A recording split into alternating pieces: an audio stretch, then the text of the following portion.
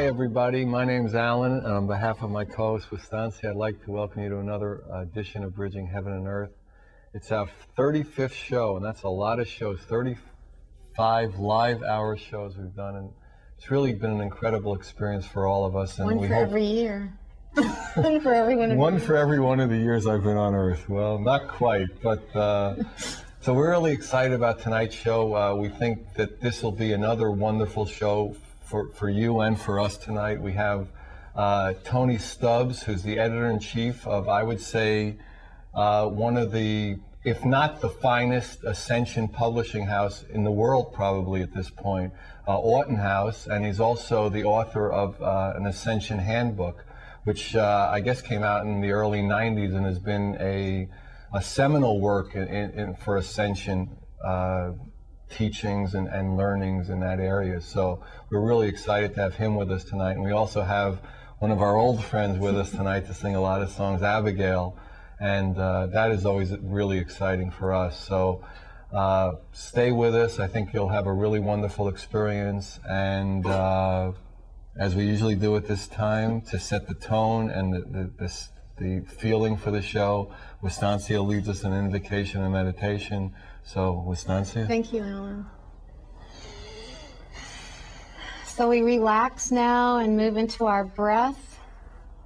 And we ask the masters to prepare the studio and your homes. We ask the angels and the masters to prepare your heart for meditation and for opening of the heart to all the beauty and the glory that is raining down upon us at this time. We call forth now to the Ascended Masters and ask them to be with us, to all of the 7 masters of the 7 rays, and we call forth to the 12 rays that work with this planet, asking for the ignition of ascension and consciousness that the rays bring. We call forth to the archangels, asking that Archangel Michael of protection and faith and of divine will, and Archangel Gabriel of resurrection, and so much more, and all of the archangels come and stand around us this night and give us their blessings and give us their ascension activations. And we call forth to Lord Metatron, who is known as King of the Archangels, Father of the Electron, and we ask that he somehow prepare us now to hold more light, that he bring forth the light quotient of completion of planetary ascension unto us and hold it within our 4-body system so that we can somehow attune and resonate with his light body. And we call forth to Lord Melchizedek at the universal level and ask for his blessing and attunement this night, and to the galactic core which opened up for the Earth in 1988, and ask for the showering of light packets of information and energy and sacred geometries from the galactic level to come pouring in now. And we also call forth to Father Helios and Mother Vesta at the solar level and ask for an activation this night from that level of deep love and radiance and the knowingness that we are more, much more than what we think we are and who we think we are. We ask for the solar body to come now and be ignited and activated.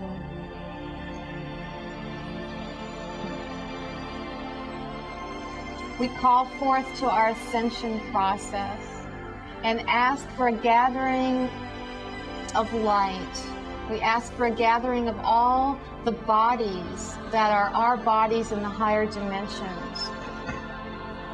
We ask for a connection to our I Am presence, and that the celestial marriage of the I Am presence, the soul, and the personality come now into unity. We ask for complete ascension of the presence upon us so that we can know ourselves as children of God, as true daughter and son of the One Most High. And we call for the activation of all of our higher chakras and all of the light and love that we truly are, to come and be reignited and reconnected into our consciousness, so that we can step forward in true thanksgivingness. And at this time, right before Thanksgiving, when we will not actually be having a show on Thanksgiving, I would like to just ask for a special Thanksgiving blessing and activation and acceleration of our process of evolution to happen from now until that day. That maybe there could be a divine dispensation that on the day of Thanksgiving, that all who choose would truly bask in the light and the love and the glory that's really happening at this amazing time in our Earth's history, as our planet and as ourselves prepare to ascend and are now ascending into higher love and higher consciousness. And that on that day, we might truly know the true feeling of thanksgiving and be in great thankfulness. This I ask as a prayer and an activation to happen in the next couple of weeks. And so maybe you can just move into your hearts now, into silence, connect with the earth below you and with the heavens above you, and your own beautiful great self in those levels above and below. And then just move into a moment of silence with me.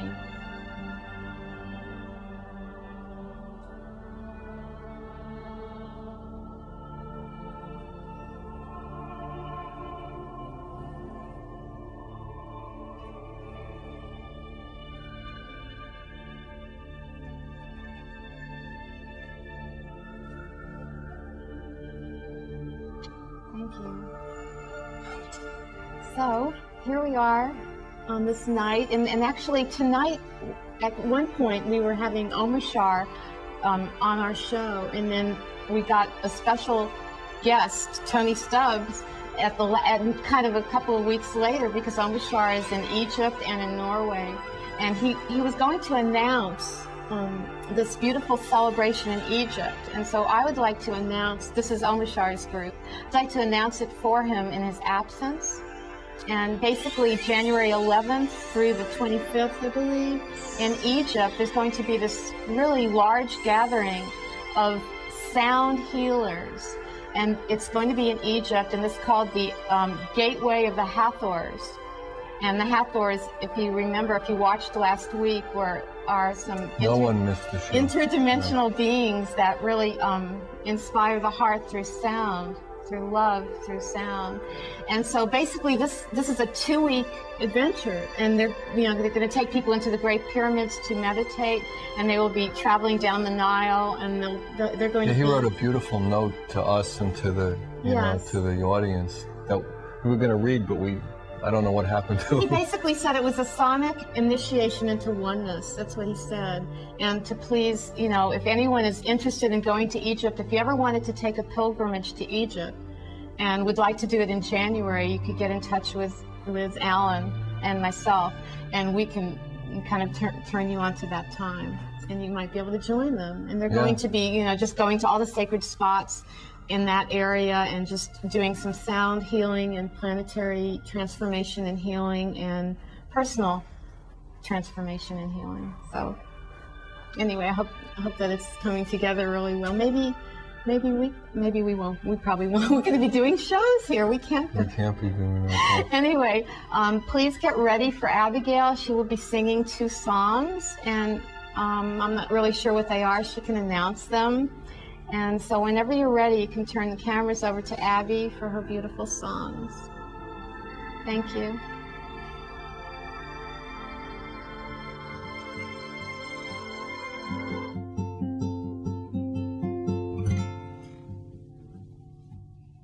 In your eyes I follow, in your eyes I see right through. In your eyes so hollow, you're the only eyes I listen to. Blue jays and snow.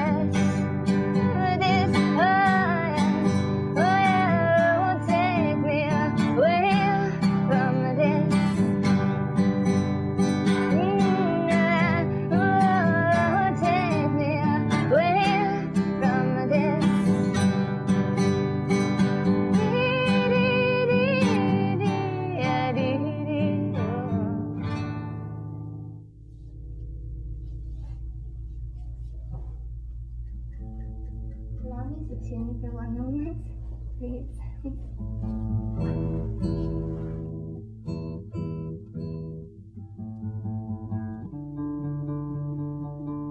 I'm gonna sing you a new song I wrote.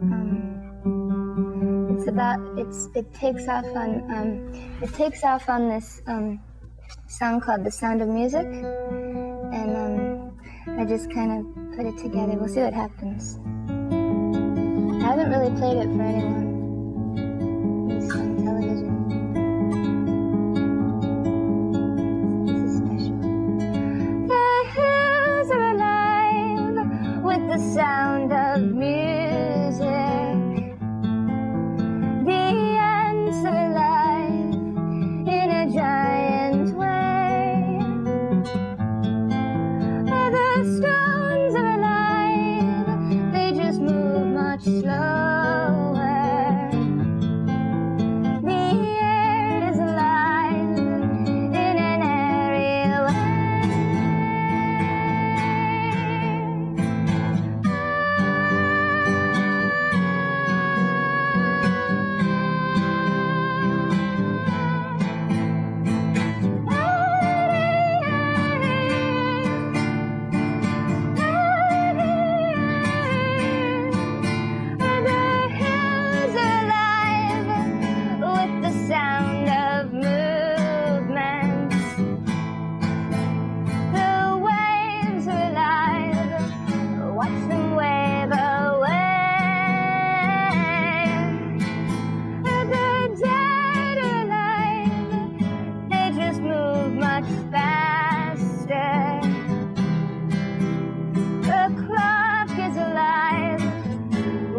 Time of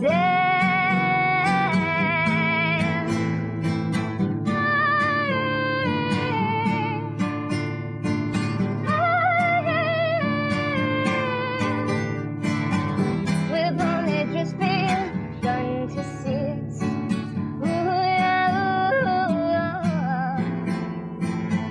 To see the possibilities.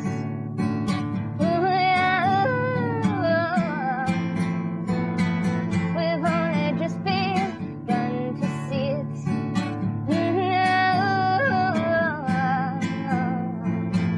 To see the real deities.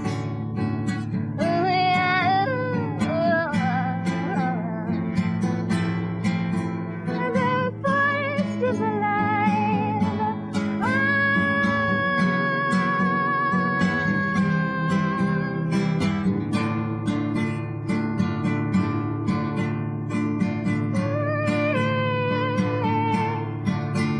The dark is alive with the sound of movement. The light is alive with the time of day. A path that's alive when you move its body. Your hair is alive in a windy way. We've only just begun to see it.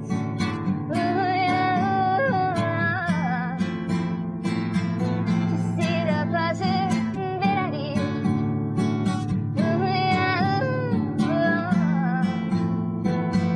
We've only just begun to see.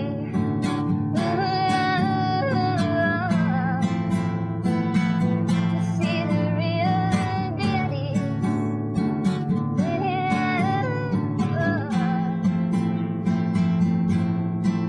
The truth is alive.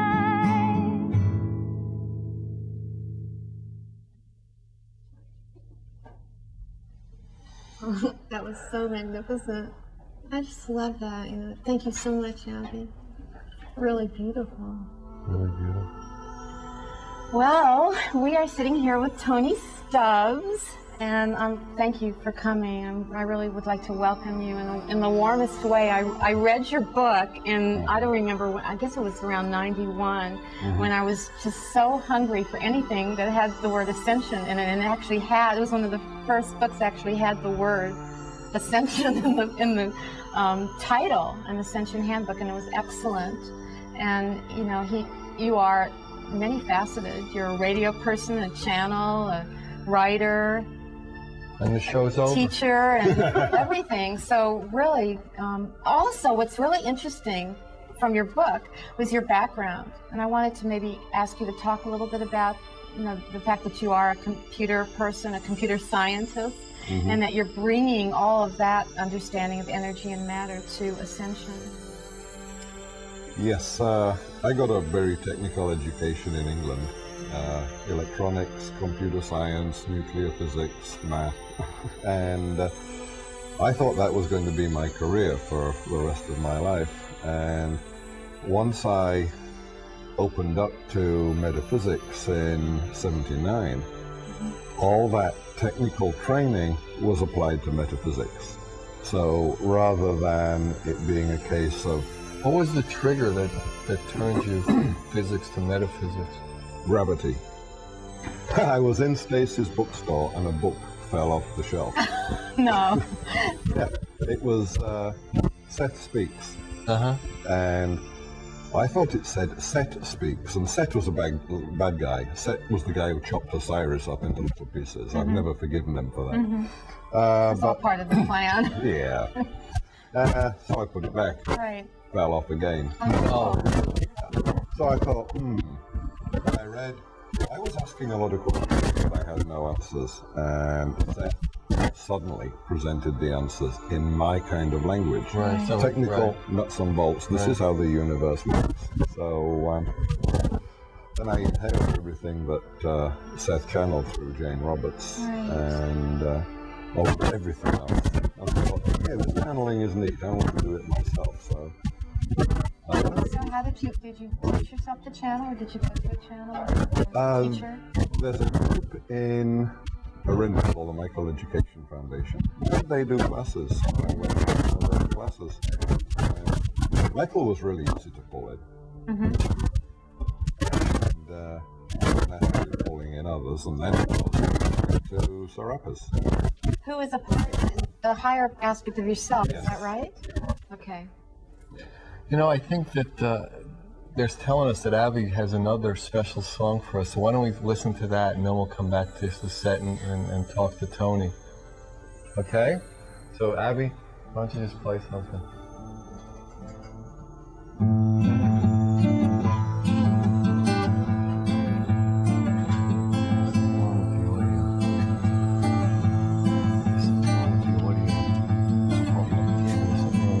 Here's to the man with a handful of sand and a mind full of stories as cool as the sea. Here's to the lady inside of her baby, denied at the entrance, entranced in her glaze. La la la la la la la la la la la la la la la.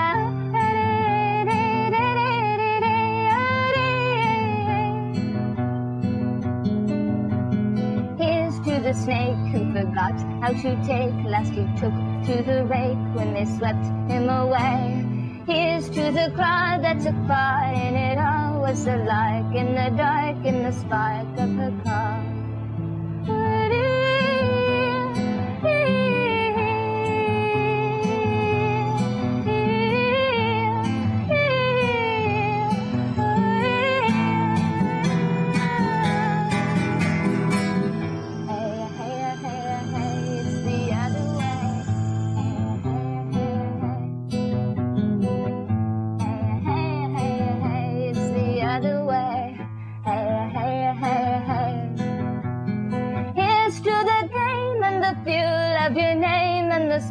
In the dark from the lark in the grain. Here's to your house and the place that you stay when you're walking away from the seed of the rain. Hey, hey, hey, hey, it's the other way. Hey, hey, hey, hey, it's the other way. Hey, hey, hey, hey, it's the other way. Hey, hey, hey, it's the other way. Da da da da da da.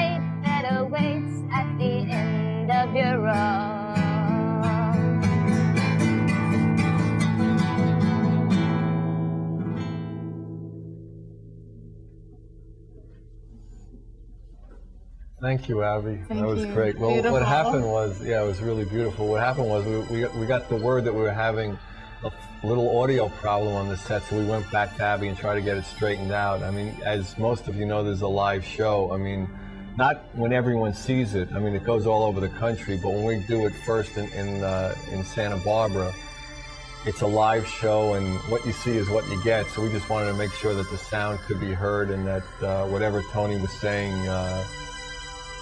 was getting heard by all of you. So, okay, we're getting hit by the Seth books, and then all right, let's move on. Let's start with Serapis and just how that felt, and his pretty technical side of you also. Oh yeah. Well, channeling Serapis didn't feel very much different because we're the same energy. Right. And it's also the same energy as Merlin, because you think about your spirit as, say, a six-sided crystal, and one side's called Merlin, one's Serapis, and each of these beings was revered in a different culture. And it's just that one culture reveres one face. Hermes Trismegistus is another face of the same crystal that was revered in a very early culture. And we're all like that. Everybody's spirit has all of these different facets. And so I wrote the book and then put out a few copies to my friends, and somehow a copy got through to Rob Girard in Livermore. Meanwhile, I'd gone to Mexico. Yeah, he was on the show, and he's like the owner, or with you, the co-editor of Oughten House. No, he's the publisher. He's the publisher, and you're the editor-in-chief. Yeah, right? Publisher's the top guy. Right, right. Yeah. So he tried to get a hold of me and then said, "Can I publish this manuscript?" So, yeah, sure, why not? And that was the start of a very wonderful relationship. Well, I thought that it was such an interesting book because it didn't just go into the idea of ascension. At that time, in '91, there were some conceptions of ascension that were a little bit idyllic, and it was like lifting off, and almost kind of keying into those of us who maybe were having a difficult time on the earth and like wanting to leave and not really be fully present on the earth. But what it was so technical, talking about matter and energy and what we really are. I was like underlining. If you could see my copy of it, I used yellow marker and underlining, and I thought it was just fascinating because before you went into the sort of tips for ascension and techniques, you really described who we are. Maybe you could kind of encapsulate them. Kind of the origin of the human species and why we came and what we're doing here, and the old age spiritual questions, who we are and what we're doing here. It's a long story. I'll try and make it short. Well, hopefully they can hear you now. So. A long time ago, there were some very, very powerful beings, and they wanted to do something that they couldn't, which was to experience themselves objectively from the outside. They knew what it was like to be them, and they couldn't do this because their minds were totally omnipresent. So one of them partitioned itself into smaller units, which we end up calling archangels and Elohim, and those units were given autonomy from the mind of this creator. And over eons, these units, the archangels, the Elohim, produced ever lower dimensions, populated them with parts of themselves. So we get down to about the fifth dimension, and we're talking about this creator being at the zillionth dimension. And it still wasn't working, because even on the fifth dimension, we all exist on the fifth dimension. We still know that we are the stuff of that original creator. There's no way that the creator could know itself objectively from the outside. So we came up with this great idea. Let's build an even lower dimension. And so the third dimension was conceived. On the third dimension, it's possible to fashion a body out of with all the DNA, the genetic engineering that we can do on the fifth dimension, and then drop our consciousness into it. and turn off the memory. And it's only on the third dimension that we don't know that we are God, basically. So you're talking about bypassing the fourth. Oh, the fourth. It's In that process that you're talking about? no, from the fifth we had to create the fourth because Right. that's the realm of emotion. And it was out of the fourth that the third materialized, like something coming at you out of the fog. So we had to create the third dimension so that we could stand outside of our true identity, which is the creator of all that is. Instantly turn off the memory and then see what happened. Would we kill each other? Would Yes. we? Yes, we've done that. List them all. Would we come to unconditional love? Would we stumble on it somehow? Which we have done. The shows like this are bringing the unconditional love up. So it's been a long, long trip to get here. Jerry Garcia said what a long, strange trip it is. Yep.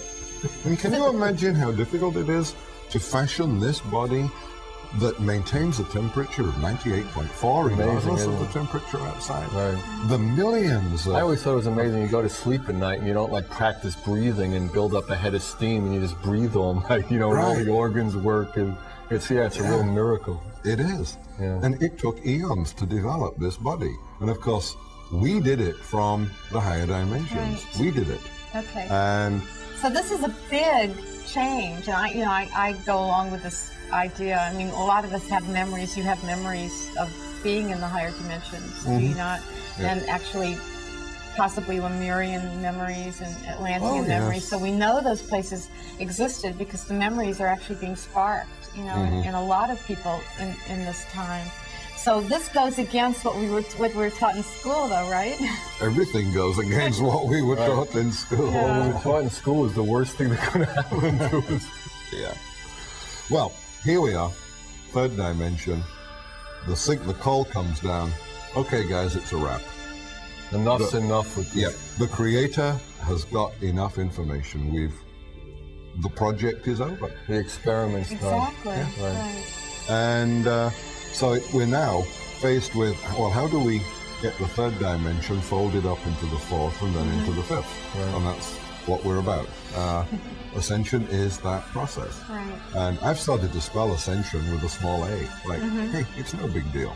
Right. It's just, It depends how high you're looking at it. From here, it looks like a big deal, like Yeah. a big mountain. But if you're in a Well, I plane- mean, like I think it was about 6 years ago, I was at a meeting and somebody walked in and said, the first wave of ascension has already taken place, and I felt like I had been left behind because I wasn't really sure what it was. And so I actually called Oughten House. I called Robert. I didn't even know who he was, and he's a friend of mine now. But I said, did something huge happen? And are you aware of it? You know, and he was really beautiful about it. And at that time, we had it with a capital A. You know, it was this like magical sort of something that was going to happen to us, and we didn't really see it as a process. I actually see it as all it ever was the ascension of God, the descension of God, and then the ascension of God. Because that thing called God is just getting bigger, more expanded, and more expanded. And like you said, knowing itself on another angle. and we are responsible for that. It is through us that the Right. creator comes to know itself. Right. And What an honor, even though it's been hard. It's been hard. well, is it an honor when it's you? right, You could what honor is honoring yourself what? for the Well, process. I honor yes. myself. I Good. choose to honor so myself. you should. We should all it is honor an honor. ourselves a whole lot more than we do. Right. We've done a remarkable thing here, and Yes. We truly mastered limitation. that was the We tough. became real Yeah, masters of it was very, very difficult to step away. This big battle went on in Atlantis between those who didn't want to make this final step, because Atlantis started in the fourth dimension. It was ethereal, Yes. and we decided that we would densify it. Well, we created these bodies, kind of a little bit, probably in the Lemurian and Atlantean era, and then a spirit we would pop in wear the bodies for a while, and then go back out to the fifth. But a bunch of us wanted to, or a bunch of them, wanted to stay locked down in the third. Try that experiment. Right. And there was a big controversy. I've been trying to stay in the second.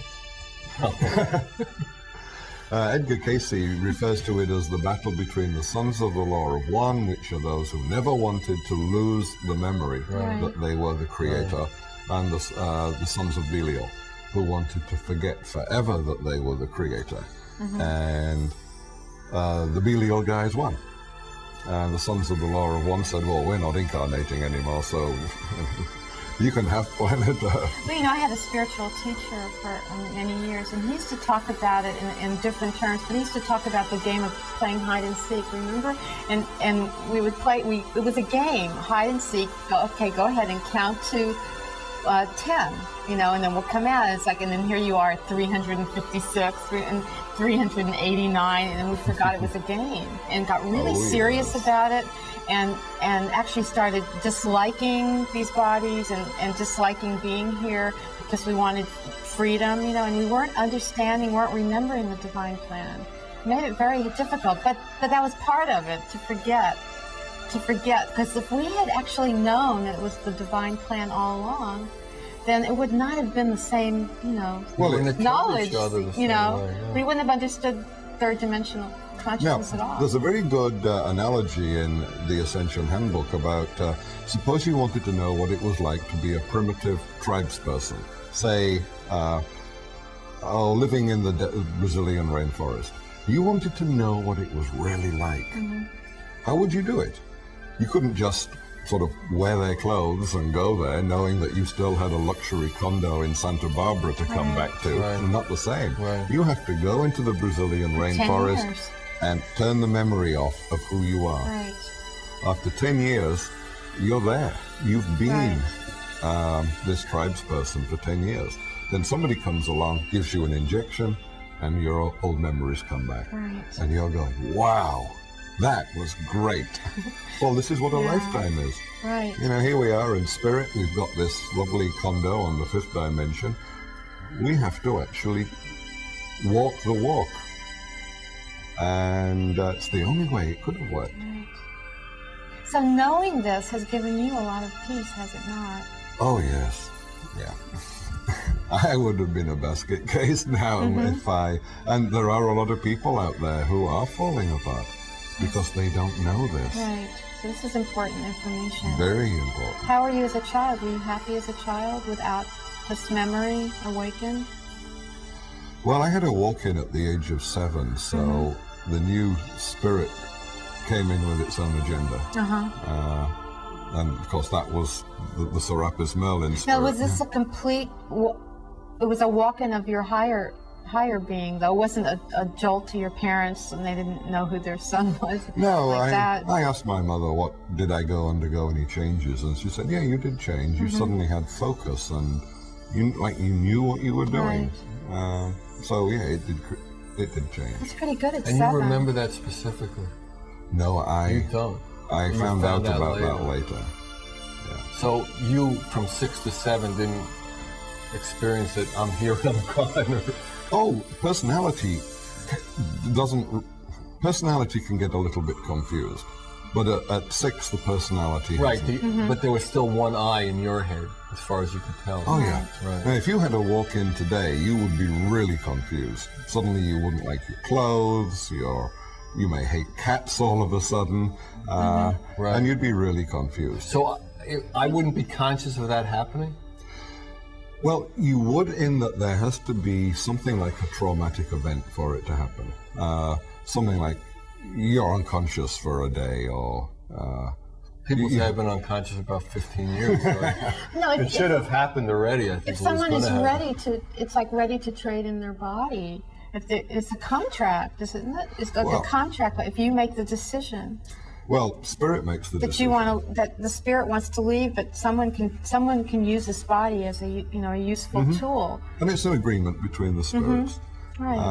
Otherwise, if spirit was going to leave, then the options are suicide or an untimely death, and You know, who wants that? But, you know, in a sense, it seems like, you know, every time we do a leap in consciousness and go through our spiritual evolution, in a sense, we're all having these walk-in experiences. It may not be a separate part, but if it's a part of a higher aspect of ourself, then I would say that that has definitely happened to me. So what is the difference? No, this is a totally different spirit. Totally different. This isn't just more of the same, or even a sixth-dimensional aspect of you coming in. This is a totally different spirit. So you had a true walk-in experience. How interesting. I know quite a few other people who have. See, more spirits that really want to be here for the grand finale. They don't want to be born in and go through all that icky childhood stuff. They just want to come in and get on with it. Right.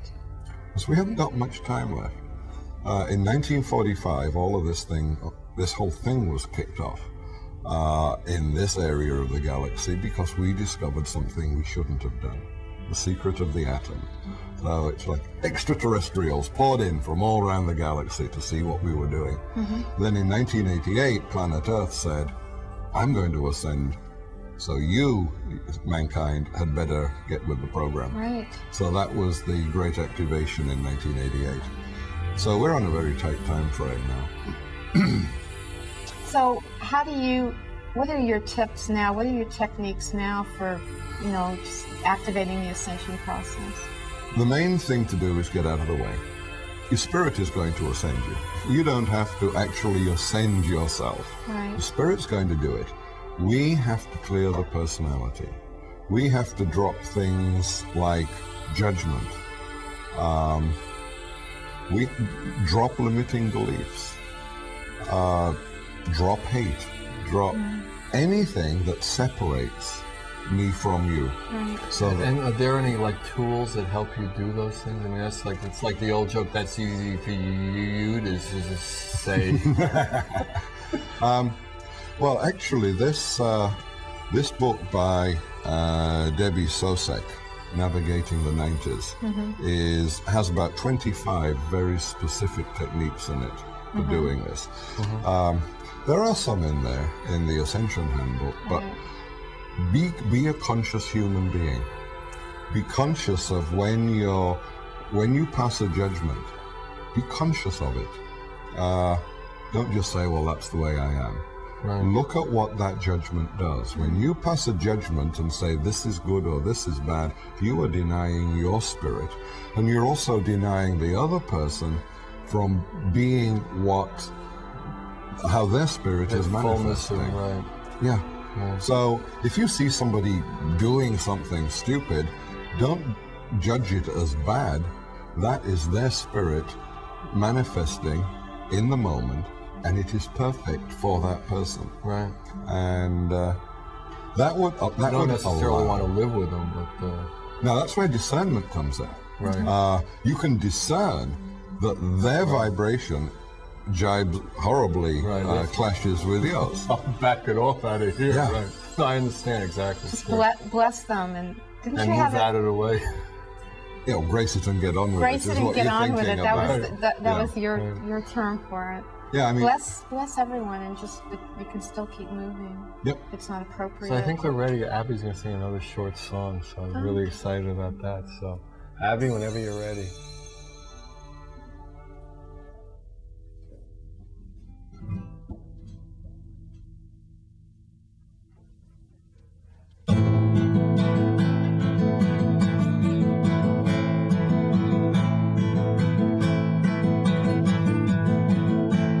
There once was a bachelor who lived by the sea, knew nothing more than what eyes could see.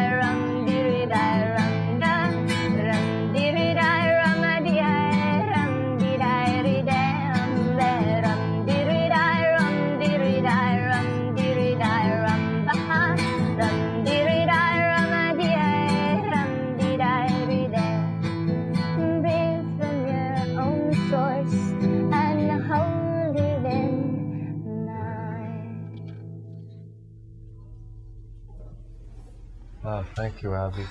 So, Precious, yeah, it's beautiful. So how do you see, like, being editor-in-chief of Oughten House, you know, moving the earth along, you along, the process along? Well, I can bring that same clarity that allowed me to write computer books to making sure that metaphysical books have the same clarity. There's a lot of stuff out there. You've probably seen it, self-published stuff that just doesn't hold water. Right. And I've got to make sure that kind of thing doesn't cause us all to lose credibility. Yeah, it's interesting because, I mean, when I was looking through the catalog, I don't know if you can see it, it's up here now, maybe we can get a picture of it. This is the new catalog. What is this, the 97 catalog, Yeah, right? it just came out. Just came out, yeah. That so many of the guests who've been on the show, or you know, you represent in one form or another the soundtrack. Michael Hammer, Omishar, Patricia Cota-Robles, Julianne Everett. I mean, it's really neat. And actually, why don't you tell them, Wisty, about that we're going to have, you know, 10 of our shows with a lot of these people who are represented by Oughten House. You're already saying it.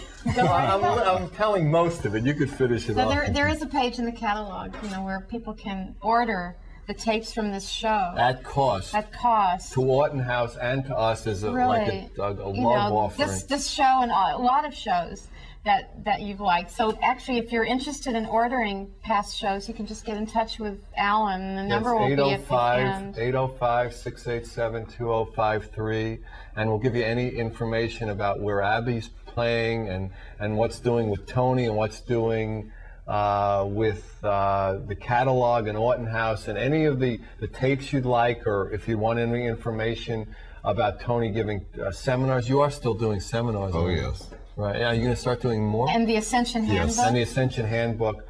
Please call us at 805-687-2053. So, I mean, it's been incredible having you here. I'm really, really excited. Actually, we're going to Thank you. spend some more time together because Tony and his wife, Joy, is spending the weekend with us in Santa Barbara. So it should be an exciting time for us all. So again, you know, thank you all for coming. It's been a wonderful experience for us. I mean, I hope the audio at the beginning wasn't a problem for you and you heard everything that Tony had to say, because there was a lot to say and a lot, you know, available. So I hope you heard it all. So, Wisty, you want to give us another 30 seconds to get us out of here? A closing? What is it, an evocation or something? Yeah, I just want to send my love and light out to everybody out there and hope that you have a beautiful, beautiful Thanksgiving and know that you have so much to be thankful for. You are a divine man or woman or child out there, and knowing your divinity and learning about it is just a grace. So, Good night. Thank Tony. you. Thank God you. bless you all. Good night. Abby.